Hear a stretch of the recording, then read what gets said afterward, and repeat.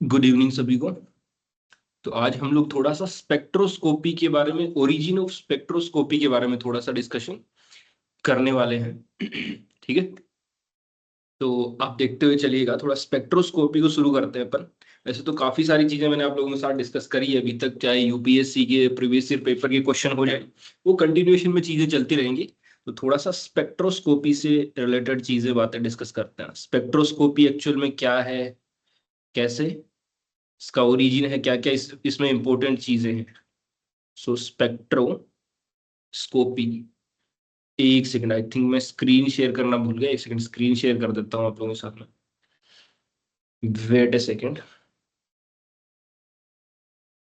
अच्छा, इसमें जितना भी मैं लिखूंगा चीजें, वो सारे नोट्स में पीडीएफ डाल दूंगा, तो वो आपको सब कुछ मिल जाएगा।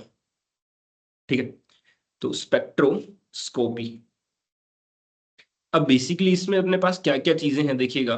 स्पेक्ट्रोस्कोपी में आपको कौन कौन से टाइप की स्पेक्ट्रोस्कोपी पढ़नी है, थोड़ा सा वो मैं आपको बता देता हूँ ना। तो एक तो अपने पास होती है रोटेशनल स्पेक्ट्रोस्कोपी। रोटेशनल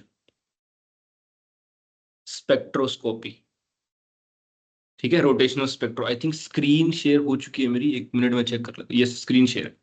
तो एक तो रोटेशनल स्पेक्ट्रोस्कोपी है, उसके बाद में हम लोग देखने वाले हैं वाइब्रेशनल स्पेक्ट्रोस्कोपी। ठीक है, फिर थर्ड नंबर पे अपने पास रमन को देखेंगे, और रमन से पहले आईआर देखेंगे। आईआर वाइब्रेशनल, और फिर आईआर इंफ्रारेड, फिर रमन स्पेक्ट्रोस्कोपी, रमन, और फिर अपने पास यूवी, और उसके बाद में अपन एनएमआर भी चेक करेंगे। इस तरीके से अपन चलने वाले हैं। तो ये अपना पूरा चीज रहने वाला है। कौन कौन इसके टारगेट ऑडियंस है, एक्चुअल में मैं चीजें जो पढ़ाने वाला हूँ आपको पता है, सब्जेक्टिव मैनर में पढ़ाने वाला हूँ। तो ये पूरा का पूरा सब्जेक्टिव मैनर में चलने वाला है। ठीक है, सब्जेक्टिव मैनर में चलने वाला है। थोड़ा डेफिनेशन है सारी, मैं लिख लिख के आपको समझाऊंगा। तो ये अपने पास टारगेट करेगा कौन कौन से एग्जाम को, एक बार देखिएगा आप।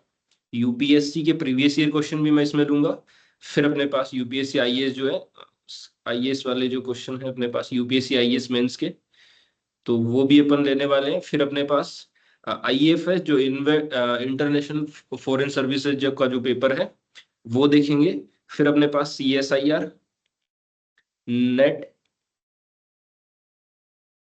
एंड गेट के क्वेश्चन भी अपन देखने वाले हैं। ये सारे अपने पास रहने वाले हैं। तो वन बाय वन चीजों को स्टार्ट करते हैं। और ये आप सारी की सारी चीज, इसकी पीडीएफ और ये सारे नोट्स आपको मिल जाएंगे डिस्क्रिप्शन बॉक्स में। उससे पहले ये सारी चीजें आपको कहाँ मिलेगी, अपना यूट्यूब चैनल जो है, आपको पता ही होगा। अगर आपके पास इधर उधर से कहीं से पीडीएफ पहुंचती है तो आप देख सकते हैं। यूट्यूब जो अपना चैनल है, वो आपको पता है, हर्ष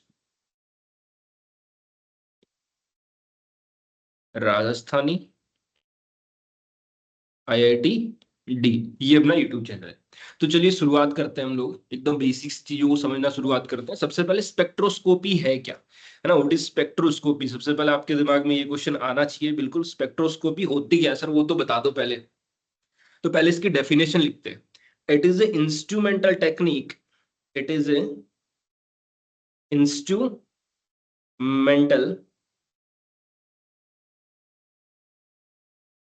टेक्निक। क्या है भाई साहब, ये इंस्ट्रूमेंटल टेक्निक है अपने पास, which is use in determining structure, जो अपने पास स्ट्रक्चर डिटरमाइन करने में काम आती है। विच is use in determining structure, structure determine करने में काम आती है बिल्कुल। Okay, and identification of organic and inorganic compound, या फंक्शनल ग्रुप भी आप कह सकते हैं। एंड आइडेंटिफिकेशन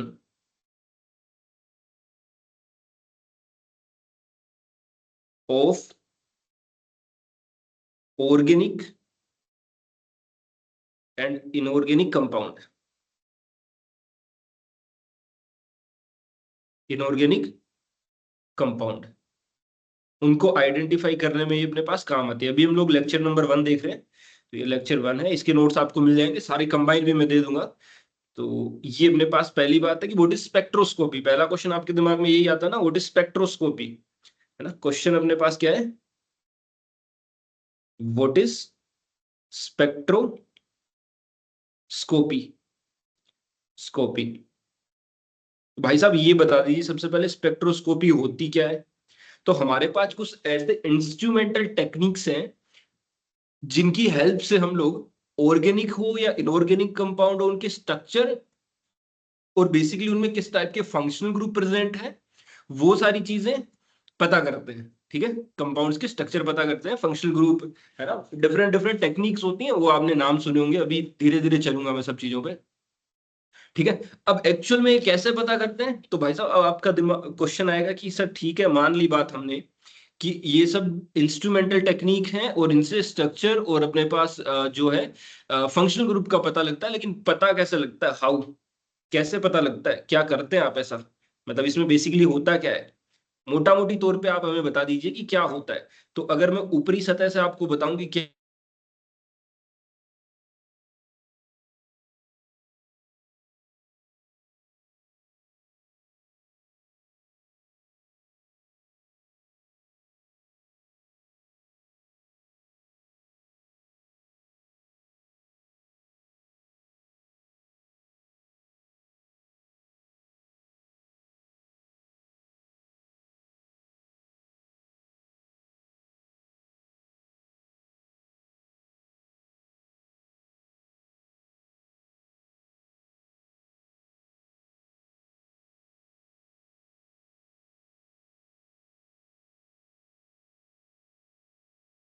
इंटरनेट चला गया, एक सेकंड के लिए रुकिएगा।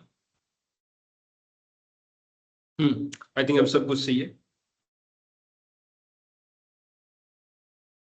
हम्म, हाँ जी, हाँ, अभी अभी इंटरनेट ठीक है, थोड़ा सा नेटवर्क इश्यू हो गया था, उसके लिए माफी चाहते हैं। हाँ चलिएगा। तो मैंने क्या कहा कि दूसरा क्वेश्चन अपने दिमाग में आएगा कि चलो मान तो लिया आपकी बात की, पे अपने पास मैग जो अपने पास है यहाँ से स्ट्रक्चर वगैरह मिल जाती है आपको, लेकिन वो स्ट्रक्चर वगैरह मिलती कैसे, क्या करते हैं आप ऐसा जिससे स्ट्रक्चर आपको मिल जाती है।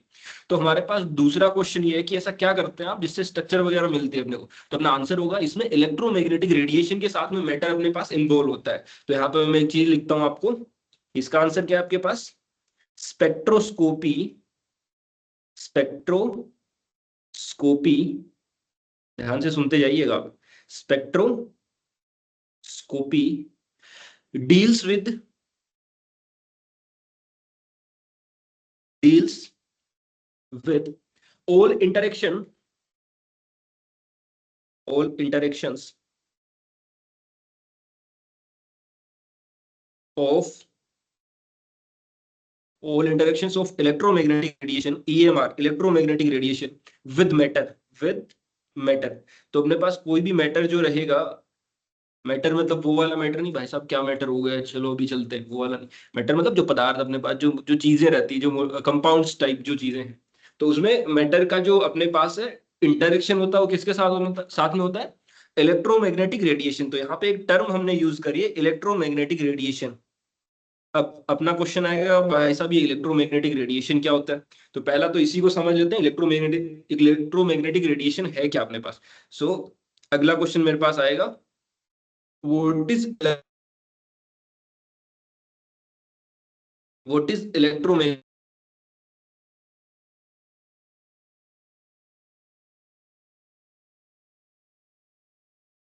बताते हैं आपको इलेक्ट्रोमैग्नेटिक रेडिएशन क्या है। अब देखिएगा, हमारे पास आपने ये नाम तो बचपन से ही सुना होगा, तो उतना ज्यादा डिस्कशन का पॉइंट है नहीं, पर फिर भी मैं यहाँ पे बता देता हूँ क्या क्या इंपॉर्टेंट पॉइंट है। तो इलेक्ट्रोमैग्नेटिक रेडिएशन में क्या होता है अपने पास, it consist of oscillating, it consists of oscillating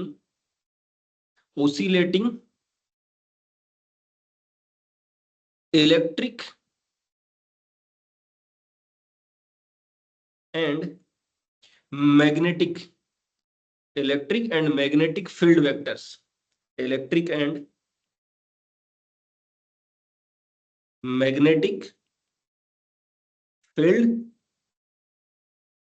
vectors, okay, electric and magnetic field vectors which are, जो कि अपने पास होते हैं एक दूसरे के perpendicular, so which are perpendicular to each other, perpendicular to each other, ठीक है, and also perpendicular to the direction of propagation of wave, and also perpendicular to the direction of wave, wave की डायरेक्शन के भी ये perpendicular होते हैं, ठीक है जी, ऑफ वेव। अब ये क्या कहना चाहते हैं सर, हमें तो कुछ समझ नहीं आया, इलेक्ट्रोमैग्नेटिक रेडिएशन क्या है, फिर से बता दो। इसमें दो चीजें होती है, एक तो मेरे पास इलेक्ट्रिक फील्ड होता है एंड सेकंड चीज इज मैग्नेटिक फील्ड, और दोनों एक दूसरे के परपेंडिकुलर होती है भाई साहब, बिल्कुल मान लिया परपेंडिकुलर होती हैं। तो परपेंडिकुलर है तो कुछ बता दो इनके बारे में। तो ये बता देता हूं मैं आपको कि इलेक्ट्रिक फील्ड अपने पास कांस्टेंट टाइम, जनरली एक चीज और है यहाँ पे, जो इलेक्ट्रिक फील्ड का जो मैग्नीट्यूड है ना, मैग्नीट्यूड ऑफ इलेक्ट्रिक फील्ड, यहाँ पे ई लिख के ऐसे दो डंडे लगा देते हैं, इसका मतलब मैग्नीट्यूड है, वो अपने पास कांस्टेंट सी टाइम होता है मैग्नेटिक फील्ड के मैग्नीट्यूड के। और यहाँ पे सी जो है ये मेरे पास क्या है, कांस्टेंट है, और इस सी की वैल्यू जनरली अपने पास एक से बड़ी रहती है, जनरली सी ग्रेटर देन 1। तो हमारे पास ये पता चल गया कि मैग्नीट्यूड ऑफ इलेक्ट्रिक फील्ड वो ज्यादा होगा as compare to magnitude of magnetic field. That means generally in electromagnetic radiation, generally in electromagnetic radiation, magnitude of electric field is greater than the magnitude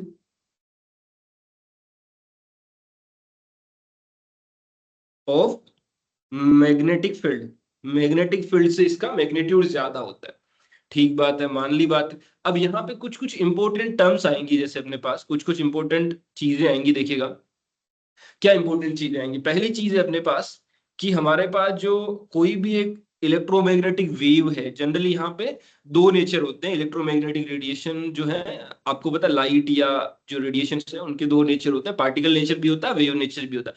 बहुत सारे फिनोमिनन हैं जो particle nature से explain होते हैं, बहुत सारे ऐसे फिनोमिनन है जो वेव नेचर से एक्सप्लेन होते हैं। तो यहाँ पे अगर मेरे पास कोई भी वेव है, मान लेता हूं मैं इस तरीके से, मेरे पास एक वेव है, तो वेव के अंदर क्या क्या कंपोनेंट, क्या क्या चीजें होती हैं, थोड़ा सा बेसिक मैं आपको इस तरीके से एक्सप्लेन कर रहा हूँ चीजें, ध्यान से सुनिएगा। मान लेता हूँ ये मेरे पास एक वेव है, ठीक है, इस तरीके से मैंने ऐसे में एक वेव बना देता हूँ ना, ये यहां से मान लो यहां से चली इस तरीके से, ऐसे ऐसे इस तरीके से मान लिया मैंने, साइन टाइप की फॉर्म में है भी, साइन वेव जैसी होती है ना वैसे है अपने पास। तो यहाँ पे क्या क्या इंपॉर्टेंट चीजें हैं, बट सबसे इंपॉर्टेंट चीज जो अपने लिए है, जैसे ये इनके दिख रहे हैं टॉप मोस्ट पॉइंट, दो टॉप मोस्ट पॉइंट यहाँ पे आपको दिख रहे होंगे, ये जो दो टॉप मोस्ट पॉइंट हैं, इन दोनों टॉप मोस्ट पॉइंट के बीच की जो डिस्टेंस है, ये वाली जो डिस्टेंस है, इसको अपन बोलते हैं क्या, लेमडा। क्या बोलते हैं, लेमडा। ये अपने पास लेमडा है, मतलब क्या है, वेवलेंथ। लेमडा क्या होता है, वेवलेंथ। तो ये मेरे पास है वेवलेंथ। या तो आप टॉप मोस्ट पॉइंट के बीच की डिस्टेंस बोलो, या इनके बॉटम पॉइंट की डिस्टेंस भी बोल सकते हो आप इसको, है ना, बॉटम पॉइंट के बीच की डिस्टेंस भी यही होती है, लेमडा ही होता है अपने पास। तो ये भी मेरे पास क्या है, लेमडा। लेमडा क्या होता है, वेवलेंथ। और तीसरा पॉइंट आप ये भी बोल सकते हैं कि यहां से एक चक्कर पूरा करने में जो डिस्टेंस ट्रेवल करी है वेव ने, मतलब यहां से लेके यहां तक एक साइकिल कंप्लीट करने में, तो the distance travelled by A wave for completing one cycle, ये भी मेरे पास लेमडा होगा। तो एक तो ये सबसे चीज आपको ध्यान रखनी है। एक ये जो मैक्सिमम और मिनिमम पॉइंट है ना, यहां से यहां तक का जो डिस्टेंस, ये अपने पास होता है एम्पलीट्यूड ए, ठीक है, ये होता है मेरे पास एम्पलीट्यूड ए। ए क्या होता है मेरे पास, एम्पलीट्यूड ऑफ वेव, एम्पलीट्यूड, ठीक है, ये थोड़ा सा ये आपको पता होना चाहिए, लैम्डा वेवलेंथ होती है अपने पास, ठीक है। तो अब ये जो इलेक्ट्रिक और मैग्नेटिक फील्ड है ना, ये अपने पास जनरली न्यूक्लियाई के साथ में इंटरेक्शन करते हैं। तो यहाँ पे एक थोड़ा सा पॉइंट लिखता हूँ आप लोगों के लिए, क्या इंपॉर्टेंट पॉइंट है, ध्यान से देखिएगा। कलर अपन ये वाला यूज कर लेते हैं ताकि एक थोड़ा सिस्टमेटिक बना रहे। तो यहाँ पे एक लाइन लिखता हूँ आपके लिए, both of these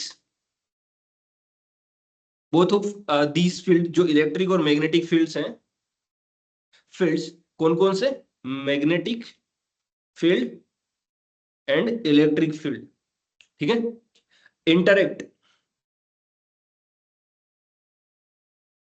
interacts with nuclei,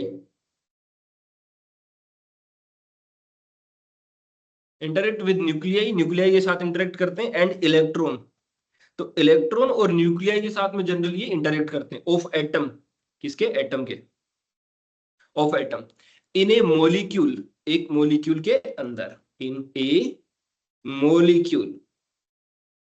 So both the electric field and magnetic field interact with the nuclei and electron of an atom in a molecule and can cause absorption, emission type की energy अपने पास होती है। तो यहाँ पे थोड़ा सा एक पॉइंट और लिख देते हैं, एंड कैन कॉज एब्जॉर्प्शन, ये एब्जॉर्प्शन का रीजन भी बन सकते हैं, absorption, absorption and emission, and emission of energy, energy को इमिट भी कर सकते हैं, एब्जॉर्ब भी कर सकते हैं, एनर्जी को इमिट भी कर सकते हैं, एब्जॉर्ब भी कर सकते हैं, ठीक बात है भाई साहब। तो एब्जॉर्ब और इमिट के बेसिस पे हम लोग क्या क्या चीजें बोल सकते हैं, देखिएगा, ठीक है। अब यहाँ पे ये अपने पास, आपको पता है जो स्पेक्ट्रोस्कोपी है ना, पूरी क्वांटम से डराइव्ड है। तो आपको पता क्वांटम में जो एनर्जी के पैकेट्स होते हैं, क्वांटम जो एनर्जी है वो अपने पास कैसी होती है, डिस्क्रीट मैनर में होती है, क्वांटाइज्ड होती है। तो यहाँ पे ये भी अपने पास एब्जॉर्प्शन और एमिशन का जो प्रोसेस है, ये भी अपने पास क्वांटाइज या डिस्क्रीट एनर्जी लेवल में ही अपने पास होता है। तो यहाँ पे एक इंपॉर्टेंट पॉइंट अपन और लिखेंगे नोट डाल के, ध्यान से देखिएगा, इसी कंटिन्यूएशन में अगला पॉइंट मेरे पास ये है कि अपने पास, ध्यान से सुनते जाइएगा, absorption, absorption and emission, absorption and emission is only possible when quantized or discrete energy level exist, when quantized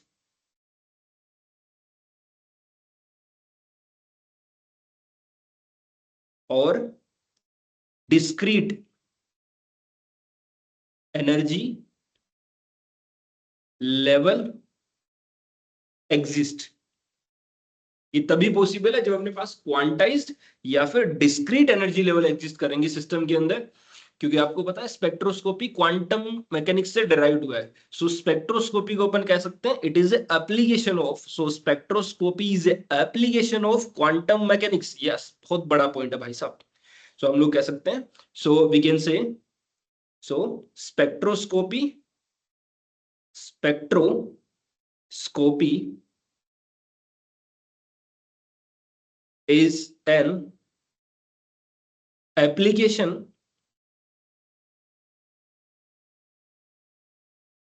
of, spectroscopy is an application of quantum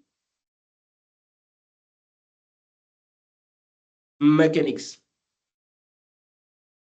ये भी इंपॉर्टेंट बात आपको पता चल चुकी है कि स्पेक्ट्रोस्कोपी कुछ नहीं, अपने पास क्वांटम मैकेनिक्स का एप्लीकेशन है, ठीक बात है। ओके, अब यहाँ पे जो ट्रांजिशन होते हैं उसको अपन कुछ कुछ यहाँ पे इंपॉर्टेंट टर्म्स में आपको बताता हूँ, ठीक है। तो ट्रांजिशन जनरली अपने पास इलेक्ट्रिक फील्ड की वजह से हो रही है, तो अपने पास उसको बोलेंगे इलेक्ट्रिक डाइपोल ट्रांजिशन बोल देंगे उसको। सो यहाँ पे एक इंपॉर्टेंट पॉइंट और लिख देता हूँ आपके लिए, ध्यान से सुनिएगा। ट्रांजिशन अगर इलेक्ट्रिक फील्ड जो कंपोनेंट की वजह से हो रही है, तो अपन उसको बोल देंगे इलेक्ट्रिक डाइपोल ट्रांजिशन। दूसरा मेरे पास पॉइंट है, अगर ट्रांजिशन मैग्नेटिक फील्ड की वजह से हो रही है, तो उसको बोल देंगे magnetic dipole transition.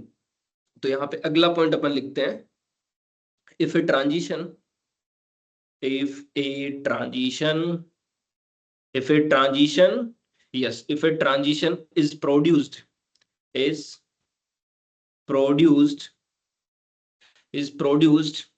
by electric field okay, अगर इलेक्ट्रिक फील्ड की वजह से ट्रांजिशन हो रही है, it is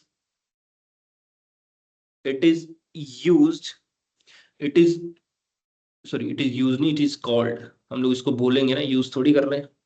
it is called, it is called electric dipole transition, it is called electric dipole transition, इसको हम लोग इलेक्ट्रिक डाइपोल ट्रांजिशन बोलने वाले। अगला पॉइंट क्या है मेरे पास, ध्यान से सुनते हुए चलिएगा, अगला पॉइंट क्या है। तो अगला पॉइंट अपने पास है, अगर मेरे पास जो ट्रांजिशन है वो मैग्नेटिक फील्ड की वजह से हो रही है, तो सेम लाइन आप लिख सकते हो, if a transition, if a transition is produced by magnetic field, then it is called, magnetic dipole transition. तो हम लोग इसको क्या बोलेंगे भाई साहब, मैग्नेटिक डाइपोल ट्रांजिशन बोलने वाले हैं, ठीक है। ओके, बिल्कुल सही बात है। अब देखो, जब किसी एक मैटर के साथ में अपने पास एक बीम ऑफ लाइट जो है, लाइट की बीम है, वो स्ट्राइक करती है, तो क्या क्या फिनोमिनन हो सकते हैं। तो यहाँ पे एक नोट डाल के हम लोग सबसे पहले एक पॉइंट लिखा करेंगे, ध्यान से सुनते हुए चलिएगा। एक नोट डाल के अपन एक पॉइंट लिख रहे हैं, यहाँ पे नोट करके एक इंपॉर्टेंट पॉइंट लिख रहे हैं। वो क्या है, आप ध्यान ध्यान से सुनते हुए चलिएगा। क्या इंपॉर्टेंट पॉइंट है अपने पास, when a beam, when a beam of light, when a beam of light strikes, when a beam of light strikes on a, strikes on piece of matter, एक मैटर के पीस पे, टुकड़े पे, piece of matter, तो क्या क्या phenomenal हो सकता है। मैटर या जो सैंपल अपने पास है वो बोल सकता है, मैटर का मतलब सैंपल जो है अपने पास, जो आपने सैंपल जिस पे स्टडी आप करना चाहते हैं, है ना, इस पे आप स्टडी करना चाहते हैं, उसकी अपन बात कर रहे हैं, ठीक है। तो बहुत सारे फिनोमिनन हो सकते हैं, सो हम लोग कह सकते हैं कि many changes, many changes will take place, will take place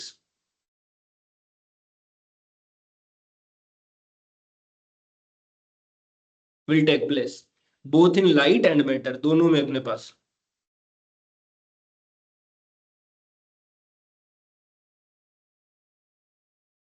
काफी चेंजेस होंगे, ठीक बात है, मान ली मैंने आपकी बात, काफी चेंजेस होंगे। कौन कौन से चेंजेस हो सकते हैं, तो अपन लिखते हैं सच है, जैसे कि सच एज, कौन कौन से हैं, जैसे कि रिफ्लेक्शन हो सकता है, लेट अस सपोज मेरे पास रिफ्लेक्शन हो सकता है, लाइट अपने पास रिफ्लेक्ट कर सकती है ना, तो या जो रेडिएशन है वो रिफ्लेक्ट कर सकती है, रिफ्लेक्ट बैक हो सकती है, रिफ्लेक्शन हो सकता है, या फिर रिफ्रैक्शन हो सकता है, रिफ्रैक्शन भी यहाँ पे पॉसिबल है। और क्या क्या हो सकता है, स्कैटरिंग हो सकती है, स्कैटरिंग हो सकती है, ठीक है, ये सारे फिनोमिनन हो सकते हैं। या डिफ्रैक्शन हो सकता है, डिफ्रैक्शन हो सकता है अपने पास, ठीक है। डिफ्रैक्शन के अलावा और क्या हो सकता है, इंटरफेरेंस हो सकता है, इंटरफेरेंस हो सकता है, ठीक है। और क्या हो सकता है अपने पास, एब्जॉर्प्शन हो सकता है, एब्जॉर्प्शन हो सकता है, ठीक बात है। एब्जॉर्प्शन के अलावा और बताओ, इमिशन भी हो सकता है, इमिशन भी हो सकता है। ये कुछ फिनोमिनल है, ईटीसी अपन बोलते हैं, कुछ फिनोमिनल है, reflection, refraction, scattering, diffraction, interference, absorption, emission, ये सारी चीजें वहां पे पॉसिबल है, ठीक है, ठीक है, सारी चीजें पॉसिबल है। लेकिन हम लोग यहाँ पे जब स्पेक्ट्रोस्कोपी पढ़ रहे हैं ना, तो स्पेक्ट्रोस्कोपी में अपना जो फोकस है वो सिर्फ और सिर्फ एब्जॉर्प्शन और इमिशन, दो चीजों पे रहेगा। तो बट इन अपने पास मोलिकुलर स्पेक्ट्रोस्कोपी जो हम लोग पढ़ेंगे, we have only one focus on absorption and emission. So यहाँ पे एक लाइन लिख भी देता हूं आप लोगों के लिए नोट करके, but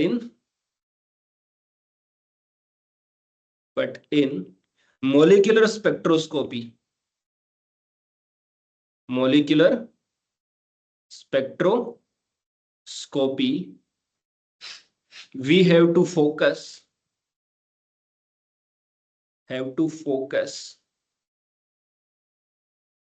only on absorption and emission। हमारा फोकस जो सिर्फ और सिर्फ किस पे रहेगा, एब्जॉर्प्शन और इमिशन पे रहने वाला है, ठीक बात है, बिल्कुल सही बात है। तो हम लोग एब्जॉर्प्शन और इमिशन को, अगर इन्हीं चीजों पे अपना फोकस रहने वाला है तो इनके बारे में बात तो कर लेते हैं कि भाई साहब एब्जॉर्प्शन और इमिशन होता क्या है। तो बिल्कुल बात कर लेते हैं अपन। बिल्कुल थोड़ा सा डिस्कशन में आप लोगों के लिए रख देता हूँ कि एब्जॉर्प्शन और इमिशन है क्या। तो यहाँ पे मैं दे रहा हूँ आपको एब्जॉर्प्शन क्या है, और दूसरा पॉइंट हम लोग देखेंगे इमिशन क्या होता है। एब्जॉर्प्शन क्या है अपने पास, उसके बारे में बात करने वाले हैं अपन। तो एब्जॉर्प्शन क्या है, सबसे पहला पॉइंट मेरे पास एब्जॉर्प्शन क्या होता है। मान लो कोई भी अपने पास एक इलेक्ट्रॉन है या न्यूक्लियाई है ना, न्यूक्लियाई भी हो सकता है, इलेक्ट्रॉन भी हो सकता है। तो अपने पास एक ग्राउंड स्टेट में हो सकता है वो, या फिर लोअर एनर्जी स्टेट में है वो, है ना, अपनी लोअर एनर्जी स्टेट में। तो ये स्टेट मान लेता हूं मैं एम है, और यहाँ पे इसकी एक्साइटेड एनर्जी स्टेट है, स्टार से लिख देते है ना। ये अपने पास एक्साइटेड स्टेट है। एम स्टार का मतलब क्या है, एक्साइटेड स्टेट। एक्साइटेड स्टेट जो अपने पास हाइयर एनर्जी में होती है। आपको पता है हम लोग किसी भी चीज में हम एक्साइट कर जाते हैं, एक्साइट का मतलब एनर्जी हमारी इंक्रीज हो गई है। ठीक बात है। तो अगर यहाँ पे कोई भी स्पीसीज यहाँ पे लोअर एनर्जी लेवल में है और उसको अपने को हाइयर एनर्जी लेवल में पहुंचाना है, मतलब अपने को ग्राउंड स्टेट से हाइयर एनर्जी लेवल में लेके जाना है, तो हमें क्या करना पड़ेगा, उसको एनर्जी देनी पड़ेगी। और जो एनर्जी हम लोग देंगे वो किसकी फॉर्म में देते हैं, यहाँ पे लाइट की फॉर्म में, या फिर इलेक्ट्रोमैग्नेटिक रेडिएशन जिसको अपन फोटोन भी बोलते हैं। तो एच न्यू मैंने लाइट दी, वो लाइट एब्जॉर्ब करके, वो इलेक्ट्रॉन हो सकता है, न्यूक्लियाई हो सकता है, या कोई अलग चीज भी हो सकती है, तो लोअर एनर्जी लेवल से हायर एनर्जी लेवल में चला जाता है। तो यहाँ पे हुआ क्या, मैं एम दिखा देता हूँ। एम ने एच न्यू एनर्जी एब्जॉर्ब करी, और एच न्यू एनर्जी एब्जॉर्ब करके किस में चला गया, एम स्टार में चला गया। तो यहाँ पे एनर्जी का क्या हुआ है, एब्जॉर्प्शन हुआ है। क्या हुआ है, एब्जॉर्प्शन हुआ है। सिमिलरली दूसरी चीज है मेरे पास इमिशन। तो इमिशन में क्या होता है, ध्यान से देखिएगा। इमिशन में क्या होता है, आई थिंक आप एब्जॉर्प्शन को समझ चुके हैं। इमिशन में क्या होता है, देखिएगा ध्यान से। इमिशन में हमारे पास कुछ नहीं है, हाइयर एनर्जी लेवल में पहले से इलेक्ट्रॉन होता है, या इलेक्ट्रॉन हो सकता है, या कुछ और भी चीज हो सकती है। तो मान लेता हूं मैं एम स्टार में कोई है अपने पास, फिर एम स्टार से वो एनर्जी अपने पास क्या करेगा, रिलीज करेगा जनरली, और एम में आएगा। तो अब की बार वो एम स्टार में पहले से है, और एम स्टार से एनर्जी रिलीज करके कहाँ पे आ रहा है, एम में आ रहा है।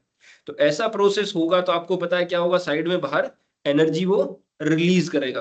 तो यहां से अपने पास एनर्जी रिलीज होगी किसकी फॉर्म में, फोटोन की फॉर्म में। इस तरीके से एनर्जी यहां से रिलीज होगी in the form of H new light या फिर फोटोन। ठीक है। अब एक यहाँ पे बात और बोली जाती है कि ये इमिशन भी ऐसे नहीं होता है, पहले ये यहां से भी ये फोटोन लेता है ना। तो यहाँ से एक एच न्यू फोटोन लिया, और एक एच न्यू खुद से दिया। तो यहाँ पे एक एच न्यू वो और एक एच न्यू वो, यहाँ से टू एच न्यू बाहर निकलते हैं जनरली। ठीक है। तो हुआ क्या, एम स्टार ने एनर्जी एब्जॉर्ब नहीं करी, एनर्जी दिया उसको हमने, एनर्जी लेने के बाद भी वो हाइयर नहीं गया, लोअर चला गया। तो एच न्यू एनर्जी लिया, ठीक है, और यहाँ पे एम स्टार में, सॉरी एम स्टार एम में चला गया, और to H nu energy release कर दी उसने। ठीक है, ये अपने पास यहाँ पे है। अब जो इलेक्ट्रोमैग्नेटिक रेडिएशन की थोड़ी सी हमने बात करी, और किस तरीके से वो मैटर के साथ इंटरेक्ट करेगा ये हमने बात करी। तो अब इसका रीजन, यहाँ पे इलेक्ट्रोमैग्नेटिक रेडिएशन के भी बहुत अलग अलग टाइप है। तो उन टाइप पे थोड़ा सा अपन डिस्कशन कर लेते हैं। तो रीजन ऑफ, यहाँ पे मैं डिस्कस कर रहा हूँ कि region of electromagnetic radiation, EMR के कौन कौन से टाइप के रीजन है, क्या क्या है इनमें अपने पास। ठीक है। तो सबसे पहले अपने पास जनरली अपन देखेंगे रेडियो वेव जो होती है अपने पास। तो मान लो रेडियो वेव की जो एनर्जी है अपने पास वो काफी कम होती है, और फ्रीक्वेंसी, सॉरी, उसकी वेवलेंथ काफी ज्यादा होती है। तो एक है मेरे पास रेडियो वेव, रेडियो वेव। ठीक है। फिर उसके बाद में मेरे पास माइक्रोवेव, माइक्रोवेव। इसकी जो एनर्जी कम होती है रेडियो वेव के कंपेरेटिवली, ये एनर्जी का ऑर्डर लिख रहा हूं मैं। फिर है अपने पास इंफ्रारेड, इंफ्रारेड। चूंकि मैं सारा चीजें आपको लिख के बता रहा हूं तो इसीलिए थोड़ा सा टाइम लग जा रहा है। विजिबल है उसके बाद में अपने पास, इंफ्रारेड के बाद में विजिबल आती है। फिर अपने पास अल्ट्रावायलेट आती है, अल्ट्रावायलेट लिख भी देता हूं पूरा, अल्ट्रावायलेट, अल्ट्रा वायलेट। और अल्ट्रावायलेट के बाद में आती है मेरे पास एक्सरे, आती है एक्सरे। और एक्सरे के बाद में अपने पास गामा रे आती है, और गामा रे के बाद में जनरली कॉस्मिक रेज होती हैं। गामा रे के बाद में क्या होती है, कॉस्मिक रेज। इनका अपने पास उतना यूज है नहीं तो उनको नहीं लिखते अपन। ठीक है। अब इसको याद कैसे करेंगे आप, तो कॉस्मिक रेज अगर आप उसमें और लिख दें तो एक थोड़ा सा याद करने का एक टेक्निक है, तरीका है। कॉस्मिक रेज याद करने का तरीका क्या है, आप ऐसे याद कर सकते हैं, CGXUVIMR, ऐसे 2-3 बार बोले आप, CGXUVIMR। Cosmic rays, gamma rays, X rays, ultraviolet, visible, infrared, microwave और रेडियो वेव। यहां से सबसे ज्यादा एनर्जी अपने पास किसकी होती है, गामा रेज और कॉस्मिक रेज की। तो ये जो ऑर्डर लिखा है मैंने, ये जो आपके सामने ऑर्डर लिखा है अभी मैंने आपके सामने, इसको थोड़ा सा डब्बे में बंद कर देते हैं, बिल्कुल डब्बे में बंद कर देते हैं इसको, यस कर देते हैं। तो यहाँ पे ये जो ऑर्डर लिखा हुआ है, ये अपने पास वेवलेंथ का ऑर्डर लिखा गया, ठीक है। ये अपने पास किसका ऑर्डर है, ऑर्डर ऑफ वेवलेंथ, क्योंकि हमें वेवलेंथ की सबसे ज्यादा जरूरत पड़ने वाली है। तो ऑर्डर ऑफ वेवलेंथ, एनर्जी का जस्ट रिवर्स हो जाएगा, एनर्जी का इसका क्या कर देंगे, रिवर्स कर देंगे। तो अब हम लोग एक चीज यहाँ पे ये पढ़ लेते हैं कि कौन कौन सी रेडिएशन के कोरस्पॉन्डिंग कौन कौन से टाइप की स्पेक्ट्रोस्कोपी पढ़ी जाती है। तो हमारे पास सबसे पहले आपको दिख रही है रेडियो वेव, तो रेडियो वेव के कोरस्पॉन्डिंग हम लोग 2 टाइप की स्पेक्ट्रोस्कोपी पढ़ते हैं, एक NMR और एक NQR। तो यहाँ पे मैं लिख देता हूँ, इधर मेरे पास है जो इलेक्ट्रोमैग्नेटिक रेडिएशन है, और उस साइड में मैं लिख रहा हूँ कौन कौन सी स्पेक्ट्रोस्कोपी उसके कोरस्पॉन्डिंग पढ़ी जाती है। तो इधर अपने पास सबसे पहला पॉइंट है radio wave. Radio wave, radio wave के कोरस्पॉन्डिंग हम लोग NMR पढ़ते हैं, क्या पढ़ते हैं, एक तो NMR पढ़ते हैं और दूसरा NQR पढ़ते हैं, ठीक है। ये है क्या, इनको डिटेल में पढ़ेंगे। फिर अपने पास आती है माइक्रोवेव। माइक्रोवेव के कोरस्पॉन्डिंग क्या क्या अपन पढ़ते हैं, माइक्रोवेव में हम लोग देखते हैं जनरली एक तो रोटेशनल स्पेक्ट्रोस्कोपी, रोटेशनल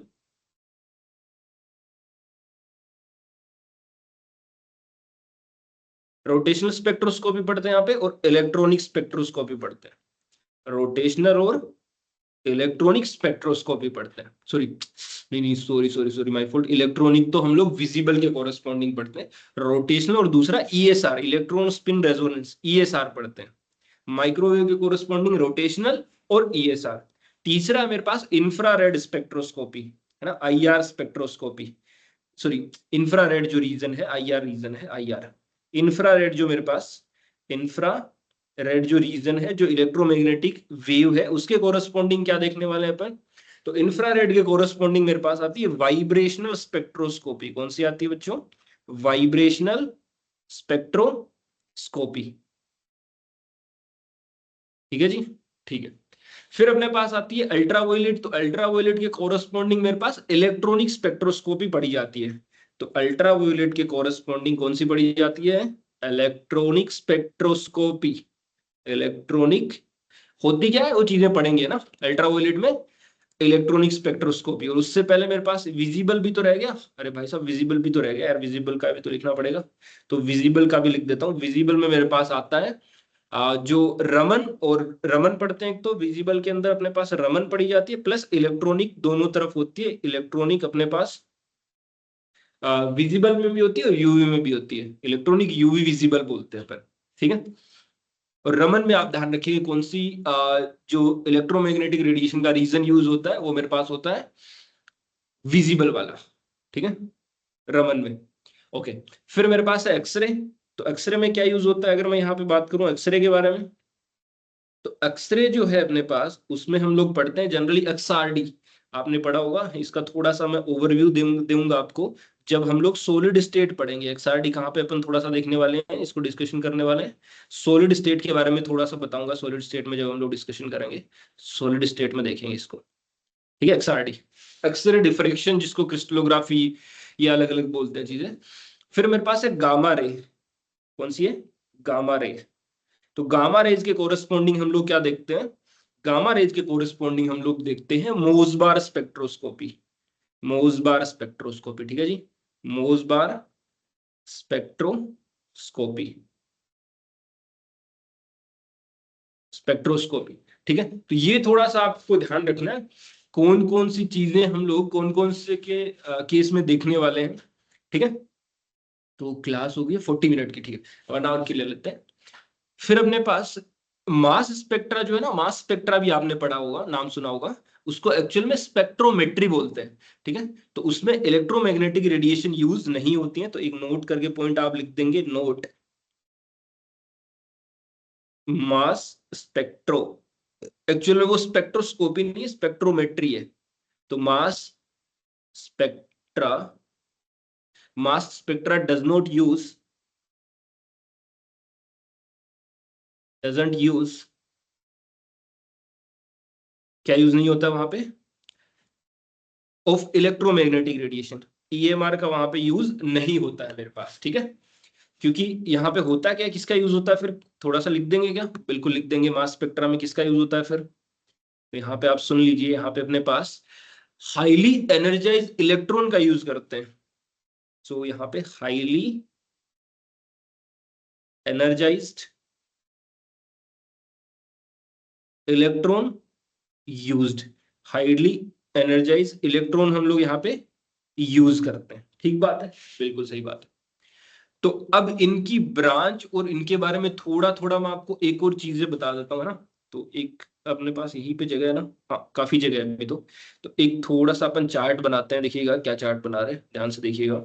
यहाँ पे लेट अस सपोज मैं लिख रहा हूँ इलेक्ट्रोमैग्नेटिक रेडिएशन जो हम लोग यूज कर रहे हैं, ठीक है, इलेक्ट्रोमैग्नेटिक रेडिएशन यहाँ पे लिख रहे हैं जो अपन यूज कर रहे हैं।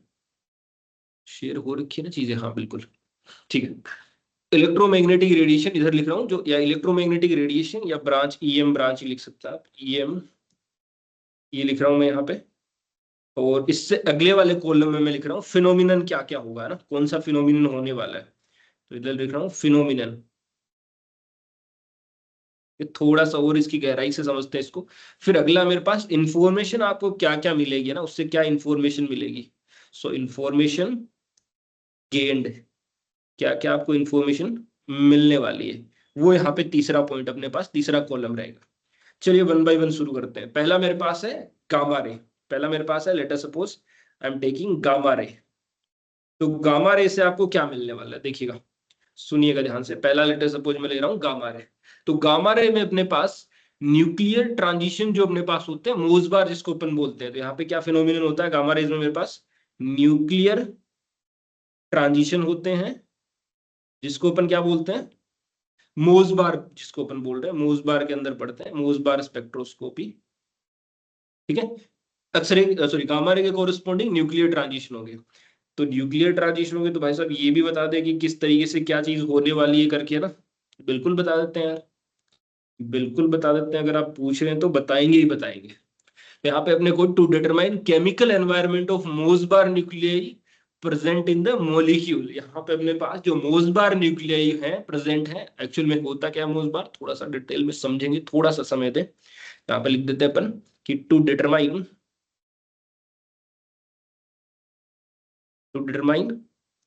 मोसबार, to determine sorry the chemically to determine the chemical environment,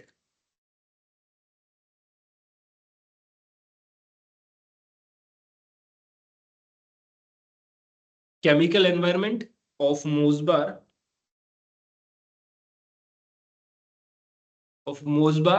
nuclei present in the molecule। जो Mossbar nuclei present होंगे, present in the molecule, present in the molecule,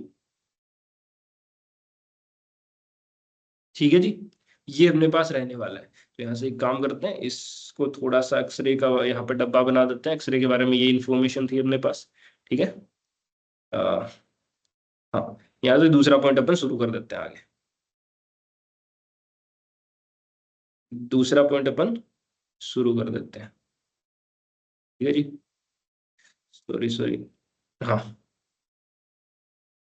तो दूसरा मेरे पास है, ध्यान से देखते हुए चलिएगा, इसको अपन आगे लेके चलेंगे ऐसे के ऐसे ही, ध्यान से देखते हुए चलिएगा। अगला मेरे पास एक्सरे के बारे में बातें कर लेते हैं अपन। 2 नंबर पॉइंट मेरे पास क्या है, एक्सरे है। तो बिल्कुल यही चीजें यूज कर रहा हूँ मैं, एक्सरे के बारे में बात कर रहा हूँ।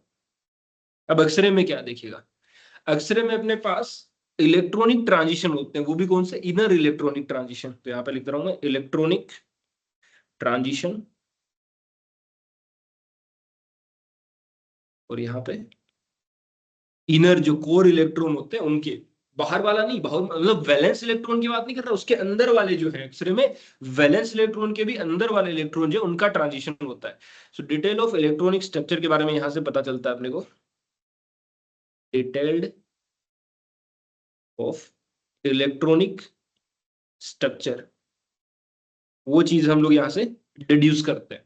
ठीक है जी, चलिए इसको भी कंप्लीट करते हैं। एक्सरे के बाद में अपने पास तीसरा पॉइंट है, तीसरा पॉइंट ध्यान से सुनिएगा, मेरे पास है यूवी विजिबल। ठीक है, यूवी विजिबल। अब यूवी विजिबल में क्या देखिएगा, यूवी विजिबल में क्या है मेरे पास, इलेक्ट्रॉनिक ट्रांजिशन होता है, ये तो मैं आपको पहले ही बता चुका हूं। यूवी विजिबल में क्या होता है, इलेक्ट्रॉनिक ट्रांजिशन होता है, बिल्कुल सही बात है। तो भाई साहब आप मेरे को कहेंगे कि सर इलेक्ट्रॉनिक ट्रांजिशन तो आपने एक्सरे में भी बताया, एक्सरे में मेरे पास इनर इलेक्ट्रॉनिक ट्रांजिशन होता है, यहाँ पे अपने पास आउटर इलेक्ट्रॉनिक ट्रांजिशन होता है। कौन से, आउटर इलेक्ट्रॉनिक का ट्रांजिशन होता है। ठीक है, इसमें क्या पता चलता है अपने को, इसमें क्या पता चलता है यूवी विजिबल में, तो इलेक्ट्रॉनिक स्ट्रक्चर का पता चलता है, bone energy in the molecule. So detail अपने पास बताता है, details about electronic structure and electronic structure and bond energy in the molecule, molecule के अंदर अपने को बॉन्ड एनर्जी की बारे में पता चलता है। यहां से याद होगा आपको, लैम्डा मैक्स वगैरह निकालते हैं अपन, है ना, तो वो एक पॉइंट है। ठीक है, यहां तक मैंने आपकी बातें मान ली सर, बिल्कुल यहाँ तक सही है। अब कुछ और बातें यहाँ पे और हम लोग यहाँ पे डिड्यूस कर देते हैं, इसमें कुछ और चीजें एड ऑन कर देते हैं, बिल्कुल करेंगे भाई साहब, बिल्कुल करेंगे, क्यों नहीं करेंगे, और चीजें कुछ और एड ऑन कर देते हैं।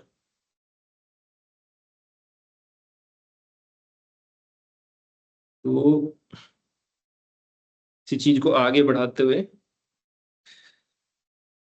काफी सारी हमने चीजें लिखी थी, तो सबको वन बाय वन थोड़ा सा लिखना पड़ेगा अपने को, तो बिल्कुल उसी कंटिन्यूएशन में मैं यहाँ पे इस टेबल को आगे बढ़ाता हूँ। एक नंबर, दो नंबर, ये एक नंबर देखा हमने, ये दो नंबर था मेरे पास, ये तीन नंबर यूवी विजिबल के बारे में बात करी अपन ने, और फिर मेरे पास है आईआर, जिसको अपन इंफ्रारेड बोलते हैं। सो इंफ्रारेड के अंदर क्या है मेरे पास देखिएगा, इंफ्रारेड, इंफ्रारेड के अंदर क्या है, तो इंफ्रारेड में बेसिकली होता क्या है मेरे पास, रोटेशनल एंड वाइब्रेशन स्टेट जो मॉलिक्यूल की होती है ना, उनमें चेंज होता है। तो यहाँ पे अपन लिख सकते हैं, यहाँ पे change in rotational, change in rotational and vibrational state of molecule, vibrational state of molecule. ठीक है जी, बिल्कुल सही बात है। अब यहाँ पे किस तरीके से कैसे होगा, यहाँ पे जनरली हम लोग फोर्स कांस्टेंट की बातें करते हैं, तो force constant, inter nuclear distance और बॉन्ड डिसोसिएशन एनर्जी के बारे में बातें होती है, यहाँ पे वो पता चलती है अपने को। तो फोर्स कांस्टेंट, ठीक है, inter nuclear distance, inter nuclear distance,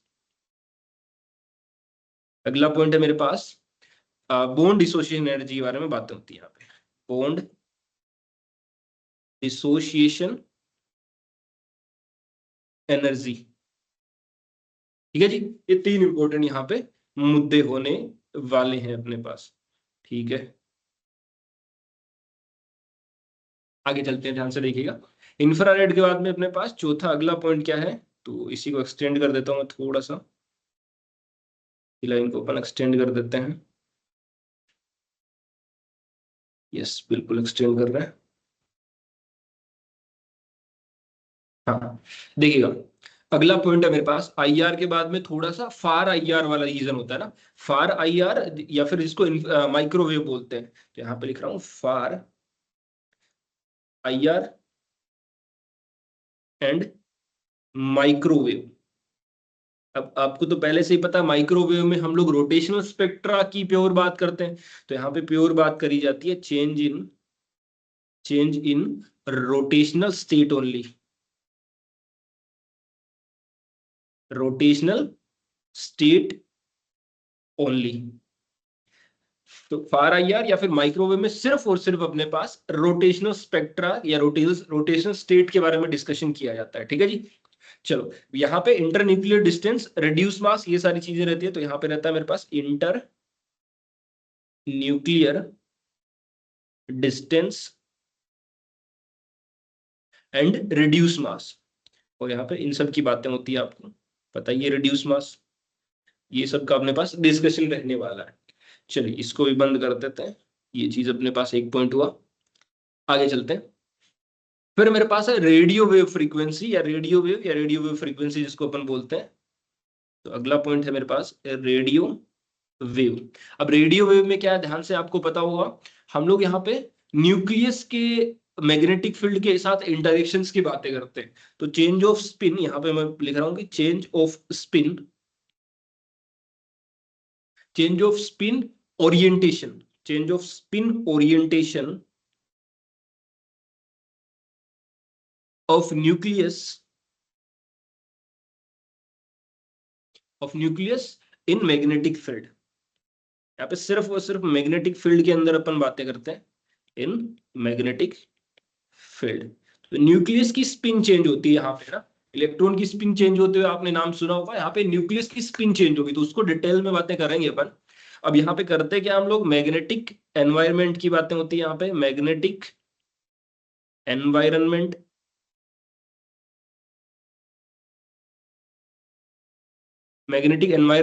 of spinning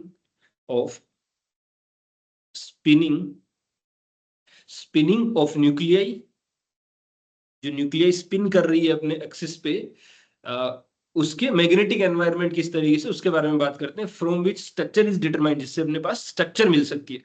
सो अपन लिख सकते हैं यहाँ पे from which structure can be determined, from which structure is determined, ठीक है जी, बिल्कुल सही बात है।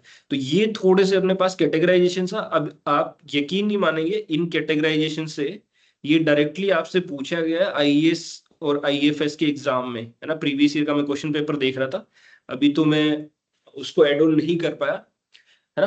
तो उसको एड ऑन कर दूंगा मैं, कौन से रीजन में कौन से, ये क्वेश्चन का पूछा जाता है आपसे ना, नेट गेट में भी पूछा जाता है, आईआईटी जेईई में भी पूछा जाता है, कौन से रीजन में कौन से स्पेक्ट्रोस्कोपी इंपॉर्टेंट है ना, पक्का ही पूछा जाता है। तो अपने पास ये सारी चीजें मैंने आपको बताई है, और उनसे क्या क्या डिटरमाइन इंफॉर्मेशन अब लोग पता कर सकते हैं, ठीक है। ये अपने पास काफी इंपॉर्टेंट चीज है। तो ऑलरेडी 1 आवर का अप्रोक्सीमेटली वीडियो हो चुका है, तो ये एक पार्ट अपन ऐड कर देंगे, उसके बाद में नेक्स्ट पार्ट, तो स्पेक्ट्रम हम लोग इंटरप्रेट कैसे करते हैं वो चीजें मैं नेक्स्ट पार्ट में पढ़ा दूंगा आपको, how to interpret the spectrum. और उसके बाद में 1 by 1 रोटेशनल, वाइब्रेशनल, रमन, है ना, एनक्यूआर, जो डिफरेंट डिफरेंट टाइप के आईआर, मोसबार, सब कुछ हम लोग पढ़ने वाले हैं। तो ये नोट्स आपके साथ लेक्चर 1 करके शेयर हो जाएंगे, ठीक है। नोट्स सारे मैं शेयर कर दूंगा। चलिए मिलते हैं नेक्स्ट किसी लेक्चर में, तब तक के लिए अच्छे से पढ़ते रहिए। जय हिंद, वंदे मातरम। ओके।